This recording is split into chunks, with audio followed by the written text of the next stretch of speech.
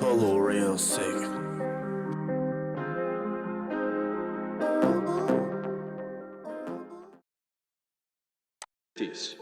To 1950s, we enter the industrial age, industrial revolution.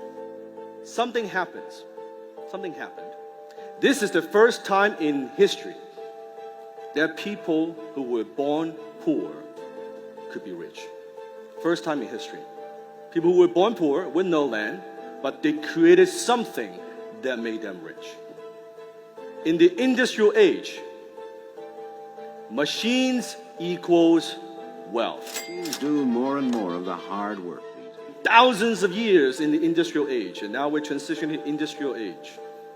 All the farmers who were peasants, farmers, they have a little shack to live in, right? That's how it works. The industry, the industrial tycoons, and they say to the farmers, hey, instead of working every day, 7 days a week, 14, 15, 16 hours every day, come work in my factory.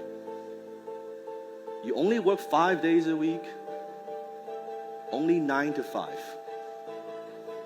You can take the weekends off. You and Ethel go to Palm Springs. Have a good time. You mean it?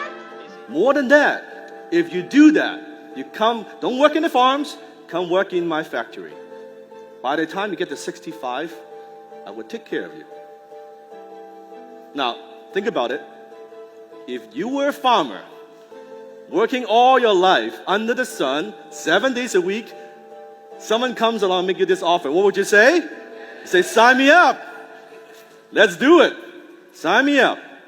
And then your life is about to change forever. And back then, Rockefeller, Carnegie, Henry Ford, J.P. Morgan, they became the richest people in the world because they created machines to make mass production possible. And what happens is this. In the first time in history, a new class of people was born. That's the middle class. For the first time in history, now people have extra time. They have extra income.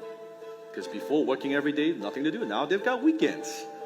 And they've got to do something with that extra time or extra income. So maybe they'll go away a little bit, take a little vacation. So now, not two classes. You have what? The poor, you have the middle class, and then you have the rich.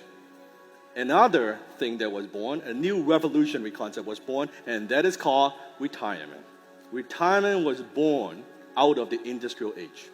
I'm going to work at this job, 9 to 5, for 40 years. If it's good, then I'm going to retire. That's the concept from the industrial age. And what happens is this. You go home and you talk to your family. So imagine Joe working in the factory, right? One day the manager comes to Joe and says, hey, Joe, you are doing a very good job in the factory. Doing things, you're productive. Here's what we're going to do. The manager tells Joe, why don't I send you back to school, get some education. If you do that, you come back. I'm going to give you a raise.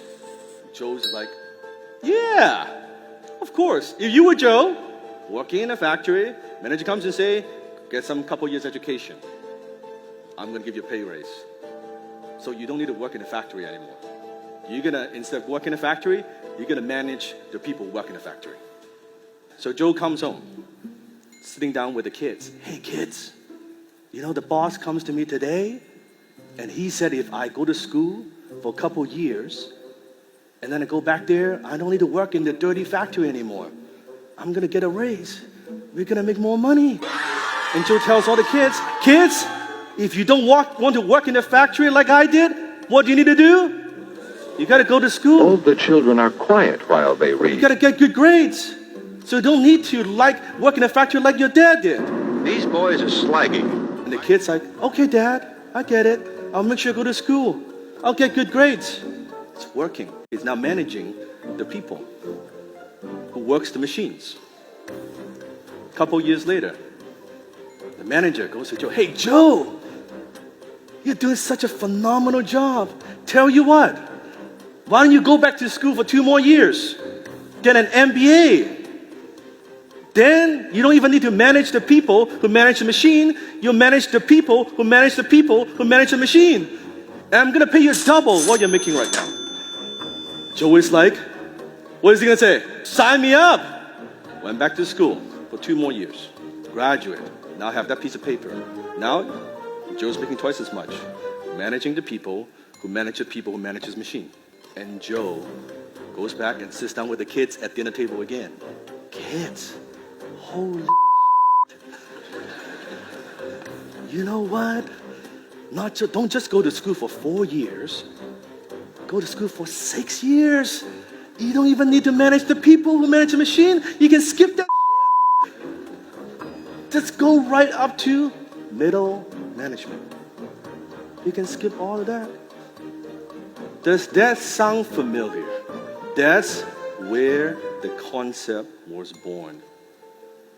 From the industrial age. At the time, the key to success in the industrial age was traditional education. If you don't have a good job, you won't succeed. And a really good job is you're running the people who are running the people who are running machines. That's a very good job. You work 40 years, 5 days a week, retire, they take care of you. Does that work for most people anymore? Most people struggle financially. Write it down. Because they're trying to create wealth with an idea that was created from the industrial age. From the 1950s. We're in the 21st century. Your family is feeding you idea. They're giving you the formula for success from 1950s. And you wonder why they struggle. And they think, if one job is not enough, if the formula doesn't work, what do? I get if that is not enough, I get a third job. Not only they don't get ahead, they get behind. They get left behind.